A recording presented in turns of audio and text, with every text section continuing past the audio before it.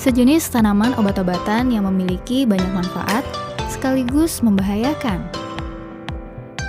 Bunga opium memiliki tangkai panjang dengan kuntum bermahkota putih, ungu, dengan pangkal putih serta merah cerah.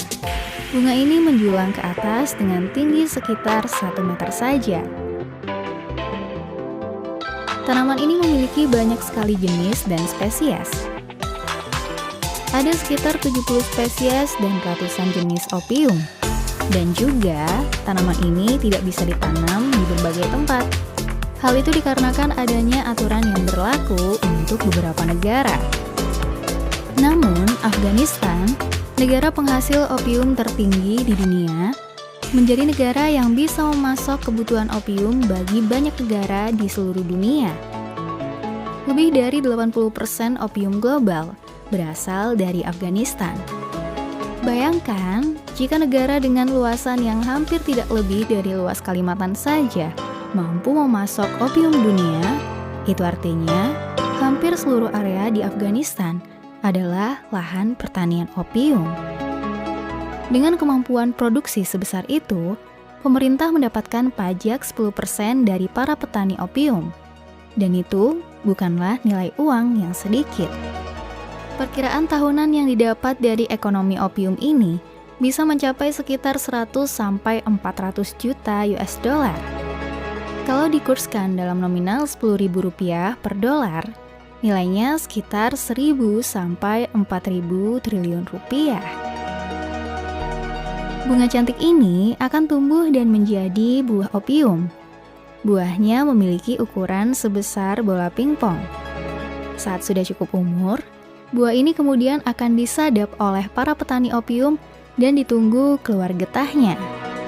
Getah-getah tersebut dibiarkan keluar sampai mereka mengering dan kemudian dikumpulkan dan dipasarkan sebagai opium mentah. Pada tahun 1753, seorang ahli botani dari Swedia, Carl Linnaeus, menggunakan bahasa Latin yang memiliki arti sleep bringing untuk mengkategorikan salah satu jenis opium dengan nama Papaver somniferum. Jenis opium ini seringkali dikenal sebagai opium poppy. Dengan adanya penamaan ini, kita semua jadi tahu bahwa tidak semua opium memiliki zat adiktif, meskipun mereka semua mengandung racun. Opium pernah digunakan sebagai obat tradisional, obat-obatan modern, dan juga menjadi obat candu. Sekitar tahun 3000 sebelum Masehi, orang Sumeria adalah orang pertama yang membudidayakan opium poppy di Timur Tengah. Mereka menyebutnya sebagai joy plants, yang artinya adalah tanaman kebahagiaan. Beberapa dari mereka juga menanam opium poppy ini digunakan sebagai painkillers atau pereda rasa sakit. Namun, belum ada yang benar-benar tahu kapan dan di manakah pertama kali ditemukan opium poppy ini. Bukti penemuan opium sebagai narkotika ditemukan pada situs pemakaman Neolitikum di Barcelona yang memiliki umur sekitar lebih dari 5.000 tahun yang lalu. Ilmuwan menemukan bibit dari bunga opium di gigi tengkorak manusia yang masih tersisa. Dari tahun ke tahun, opium mulai menyebar ke seluruh penjuru dunia. Hippocrates, seorang ilmuwan asal Yunani yang dianggap sebagai the father of Western medicine, sudah mengenal opium sebagai bahan alami narkotika dan obat-obatan. Kemudian Muhammad Ibn Zakaria Al-Razi, seorang dokter muslim terkenal, juga menggunakan opium sebagai obat bius. Beberapa peneliti juga percaya bahwa Alexander the Great mengenalkan opium poppy ke India sekitar tahun 300 sebelum Masehi. Sangat memungkinkan juga bahwa orang Arab mengenalkan opium poppy pada abad ke-7 Masehi selama menaklukkan wilayah Spanyol sampai di India Utara.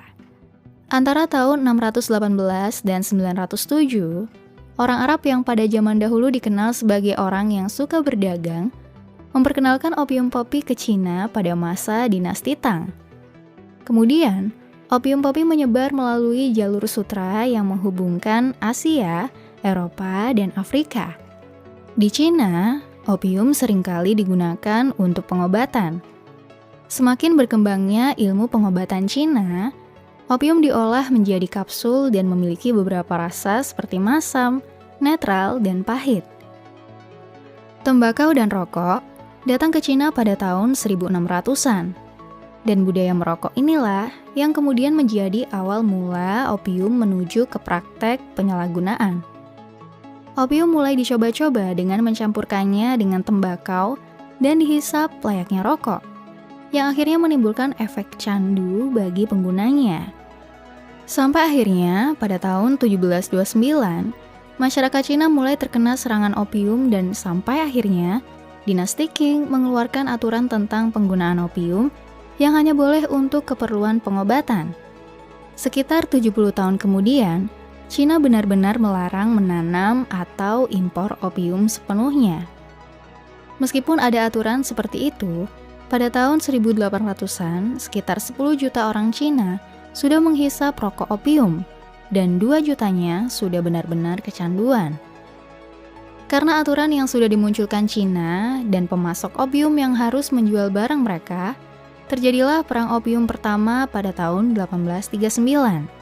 Inggris sebagai pemasok opium terbesar ke Cina, yang kala itu mencapai 2.250 ton setiap tahun, harus dibantu oleh penyelundup dari Cina yang menjalankan bisnis opium.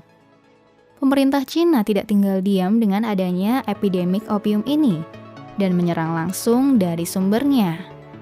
Sekitar 1.300 ton opium yang datang dari Inggris ditenggelamkan oleh pemerintahan Cina kala itu. Dan itulah penyebab terjadinya perang opium. Perang ini berakhir pada tahun 1842 dengan melahirkan perjanjian Nanking atau The Treaty of Nanking, di mana isi perjanjian tersebut membiarkan Inggris mengontrol Hong Kong. Jelas, hal itu menimbulkan gesekan di dalam pemerintahan Inggris dan Cina sendiri. Inggris kemudian menginvasi Cina untuk yang kedua kalinya pada tahun 1856. Kali ini, Inggris bekerja sama dengan Prancis. Adanya pengaruh penjajahan ini sebagai penanda akhir dari sistem dinasti di Cina. Dari tahun ke tahun, opium menyebar hampir ke seluruh negara di Asia, mulai dari Jepang, Filipina, dan beberapa negara Asia lainnya. Dan semua negara sudah mulai memahami akan bahayanya opium bagi mereka yang salah dalam menggunakannya, yang akhirnya banyak negara yang secara tegas membuat aturan tentang penggunaan opium. Afghanistan, negara yang sudah diambil kekuasaannya oleh Taliban. Perdagangan opium menjadi daya tarik yang menggiurkan bagi masyarakat Afghanistan. Dengan harga mencapai 102 US dollar per kilogram, opium sangat sulit untuk ditinggalkan oleh mereka yang membutuhkan uang.